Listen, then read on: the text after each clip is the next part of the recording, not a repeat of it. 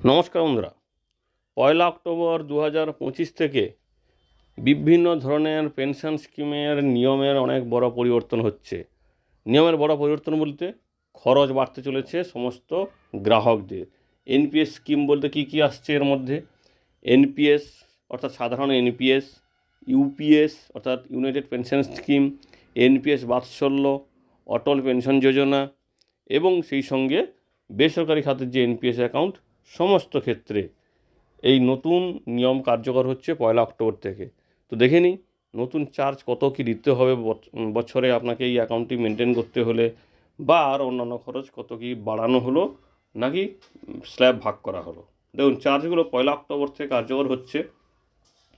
প্রথমে আসি সরকারি খাতে, অর্থাৎ সরকারি যে কর্মচারীরা আছেন তাদের যে এনপিএস এবং ইউপিএস, অর্থাৎ ইউপিএস বলতে আপনারা জানেন ইউনিফাইড পেনশন স্কিম, তার প্ল্যান খোলার চার্জ, সেক্ষেত্রে একটি ই প্ল্যানের জন্য অনলাইন যে ই প্ল্যান হয় যেটা মেলে আসবে, তার জন্য আপনাকে 18 টাকা দিতে হবে। এটা কিন্তু আপনি না অপশন চয়েস করলেও এটা কিন্তু ডিফল্ট হিসাবে চলেই আসবে, আপনাকে 18 টাকা এর জন্য দিতে হবে। এবং প্যান কার্ডের জন্য, ফিজিক্যাল প্যান কার্ডের জন্য আপনাকে দিতে হবে 40 টাকা।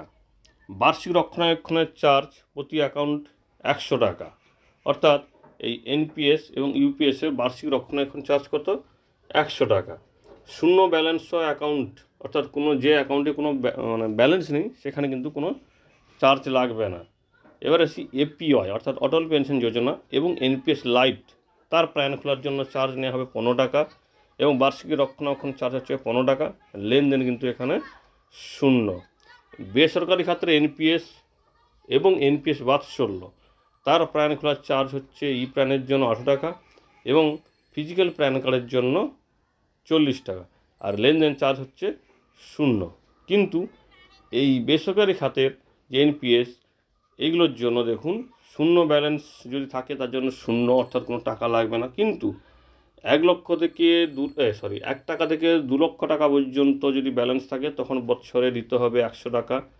2 লক্ষ 1 টাকা থেকে 10 লক্ষ টাকা পর্যন্ত 150 টাকা এবং 10 লক্ষ 1 টাকা থেকে 25 লক্ষ টাকা পর্যন্ত 300 টাকা এবং 25 লক্ষ 1 টাকা থেকে 50 লক্ষ টাকা পর্যন্ত 400 টাকা এবং তার উপরে অর্থাৎ 50 লক্ষ টাকার উপরে যদি থাকে ব্যালেন্স আপনার এনপিএস অ্যাকাউন্টে, সেক্ষেত্রে 500 টাকা প্রত্যেক বছর আপনার কিন্তু রক্ষণাবেক্ষণ চার্জ দিতে হবে, অ্যানুয়াল মেনটেন্যান্স চার্জ।